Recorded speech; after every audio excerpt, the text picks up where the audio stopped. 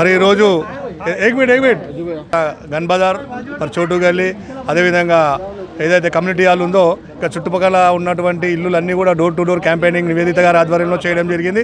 మరి చాలా బ్రహ్మాండమైన స్పందన ఉంది. లాస్ట్ టైం ఇక్కడ నుంచి అత్యధికంగా ఓట్లు మైనారిటీ ఓట్లు చాలా అత్యధికంగా ఇక్కడ నుంచే పడ్డాయి.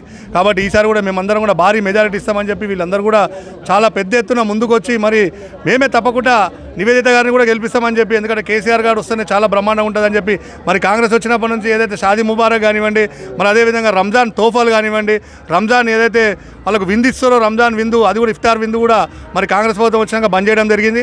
టీఆర్ఎస్ ప్రభుత్వం ఉంటే ప్రతి ఒక్క కులానికి సంబంధించినటువంటి మైనారిటీ కానివ్వండి, క్రిస్టియన్ కానివ్వండి, హిందూ కానివ్వండి, ప్రతి ఒక్కరికి కూడా కేసీఆర్ గారు చాలా చక్కగా అభివృద్ధి కార్యక్రమాలు చేశారు. ప్రతి ఒక్కరు కూడా ఇప్పుడు ఈ ఇంటింటి తిరుగుతుంటే వాళ్ళు అదే అంటారు, కేసీఆర్ వస్తేనే మంచిగా ఉందని చెప్పి అందరూ కూడా తెలియజేయడం జరుగుతుంది. రాబోయే రోజుల్లో మరి కంటోన్మెంట్లో నివేదిత గారిని భారీ మెజార్టీతో గెలిపిస్తామని చెప్పి మా యొక్క మైనారిటీ సోదరులు అందరూ కూడా కలిసికట్టుగా ముందుండి మేమందరం కూడా గెలిపిస్తామని చెప్పి అందరూ కూడా కోరుకుంటున్నారు. జై తెలంగాణ.